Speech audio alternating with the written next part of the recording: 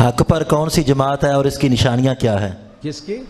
حق پر کون سی جماعت ہے اور اس کی نشانیاں؟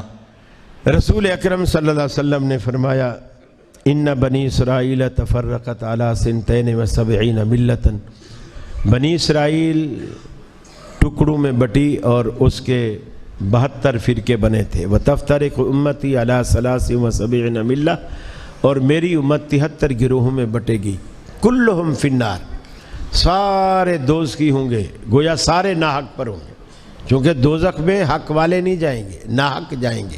سارے دوزخی ہوں گے الا ملۃ واحدہ، ان میں سے ایک فرقہ، ایک گروہ، ایک ملت، ایک جماعت، ایک پارٹی، وہ ان 73 میں سے فرقہ پہلے ان کو کہا، پھر اسی فرقے میں سے ایک کو نکالا، 73 میں سے ایک، وہ جنت میں جائے گا۔ صحابہ نے پوچھا من ہی یا رسول اللہ کے رسول 73 میں ایک جنت میں جائے گا، ایسا خوش نصیب کون سا فرقہ ہے؟ من ہی یا رسول، آپ نے فرمایا ما انا علیہ و اصحابی، آج جس پر میں اور میرے صحابہ ہیں وہ جنت میں، جو فرقہ اس طریقے پر ہوگا جس پر آج میں اور میرے صحابہ ہیں وہ جنت میں، اور جو اس طریقے سے ہٹ کر زندگی گزارے گا وہ سارے کے سارے دوزخ میں۔ اب اس کا آسان طریقہ ہے، آپ بخاری شریف اٹھائیے، صرف کتاب الصلاۃ اٹھائیے۔ بخاری کا نام میں اس لیے لے رہا ہوں کہ دیوبندی بھی، بریلوی بھی، اہل حدیث بھی، شیعہ کے سوا اہل سنت کے یہ تینوں طبقات یہ مانتے ہیں اصح الکتب بعد کتاب اللہ صحیح البخاری، کہ دنیا میں قرآن کے بعد اگر کوئی صحیح ترین کتاب ہے تو بخاری شریف ہے۔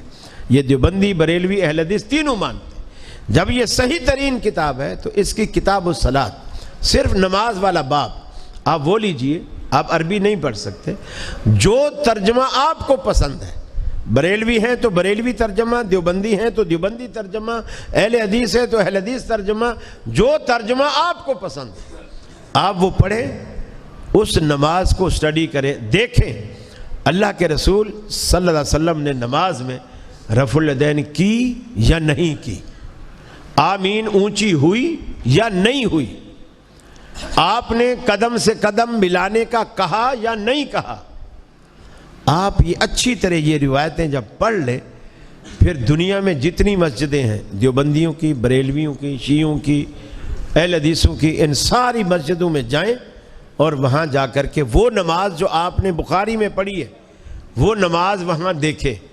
اگر آپ کو دیوبندیوں کے پاس مل جائے ٹھیک ہے، وہ حق والی جماعت ہے، اگر بریلویوں کے پاس مل جائے حق والی جماعت ہے، اور اگر نہ ملے اور یقیناً نہیں ملے گی اور آپ کو پھر اہل حدیثوں کے پاس جب وہ نماز مل جائے تو آپ دل سے فیصلہ کر لیں کہ یہی حق والی جماعت ہے، اور الحمدللہ یہی ہی حق والی جماعت ہے۔ السلام علیکم جی۔